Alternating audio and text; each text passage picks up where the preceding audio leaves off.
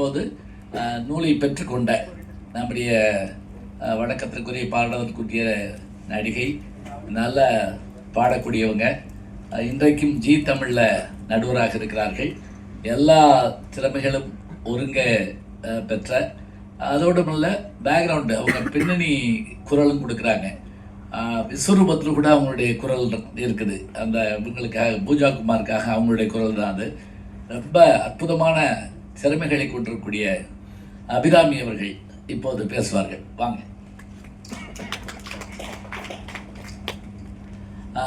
அது பேசிட்டு எல்லாருக்காகவும் எனக்காகவும் பாட்டு பாடி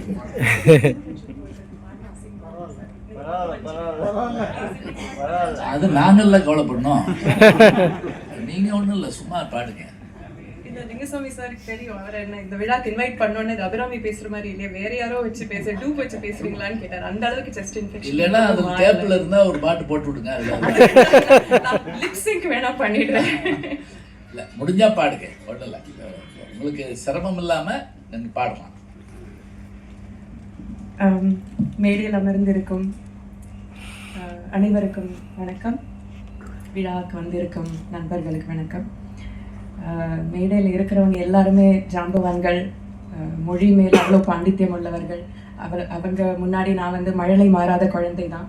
ஸோ ஏதாவது தப்பாக சொல்லிட்டேன்னா மன்னிச்சிடுங்க. பட் எனக்கு மொழி மேலே அவ்வளோ ஆர்வம், எனக்கு ரொம்ப ரொம்ப பிடிக்கும். மொழிகள் தான் ரொம்ப பிடிக்கும். அதனால நான் கேரளாவில் பிறந்து வளர்ந்துருந்தாலுமே தமிழ் அழகாக பேசணும், எந்த பாஷையில் நடித்தாலுமே அந்த பாஷையை நல்லா ஒழுங்காக பேசணுங்கிறதுக்கு நான் நிறைய முயற்சி எடுப்பேன். ஆனாலுமே லிங்கசாமி சார் இந்த புக்கை பெற்றுக்கொள்றதுக்கு என்னை கூப்பிட்டோன்னு நான் நினச்சேன், ஏன் என்ன எதுக்கு கூப்பிட்றாருன்னு நினச்சேன். ஸோ எக்ஸ்பிளைன் பண்ணார், இந்த மாதிரி ஹைக்கூகள் தான் இந்த புக்கில் இருக்க போகுது அப்படின்ட்டு. ஒரு ஹைக்கூ சொன்னார், ஆசை ஆசையாய் வாங்கினேன் புத்தர் சிலையை, அவ்வளோதான் சொன்னார். திடீர்னு நான் சிரிச்சிட்டேன்.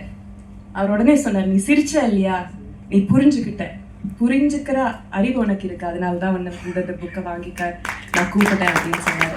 ரொம்ப ரொம்ப நன்றி சார். இந்த புக்கை பெற்றுக்கொள்றதுக்கு தகுதியானவள்னு நினைச்சதுக்கு ரொம்ப நன்றி ஐயா. எனக்கு இன்னைக்கு ஒரு புக்கு மட்டும் இல்லை, அழகான ஒரு தகவல் கூட கொடுத்துருக்கீங்க. நான் எப்போ பாடின ஒரு பாரதியார் கவிதையினால என்னோட கரியர்லேயே உள்ள பெஸ்ட்டுன்னு சொல்லக்கூடிய படம் எனக்கு கிடைச்சதுன்னு சொன்னதுக்கு ரொம்ப நன்றி. என்னோட குரு சாரதா டீச்சரை நான் இன்னைக்கு ரொம்ப மிஸ் பண்ணுறேன். சார் சொன்ன மாதிரி சாரதா கல்யாண சுந்தரம் தான் என்னோட இசை குரு. எனக்கு நிஜமாக என்ன சொல்லணும்னு தெரியல. அதனால நான் ஒரு 3 வரி எழுதிட்டு வந்திருக்கேன். சார் சொன்னீங்க எல்லாரும் இன்னும் எழுதணும் படிக்கணுங்கிறது. நான் சின்ன வயசுல நான் எழுதுவேன், ஏதோ ஒன்று எழுதிட்டு இருப்பேன், போயம்னு நான் நினச்சிப்பேன். அது போயமா இல்லையான்னு எனக்கு தெரியாது. பட் இது குறும்படம் மாதிரி கவிதைகளான இந்த புக்கோட வெளியீட்டு விழாங்கிறதுனால நான் 3 வரி தான் எழுதியிருக்கேன். அதோட நான் முடிச்சுக்கிறேன். உன் பெண்ணிலிருந்து பிறந்த படைப்பை பெற்றுக்கொள்ள வந்தேன் இந்த பெண்.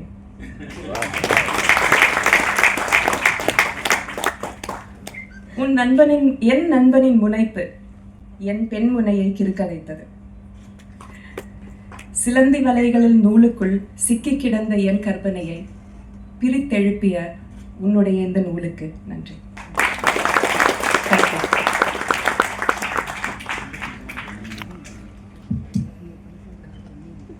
அவங்களுக்கு நீங்க ஏதாவது உதவி செஞ்சு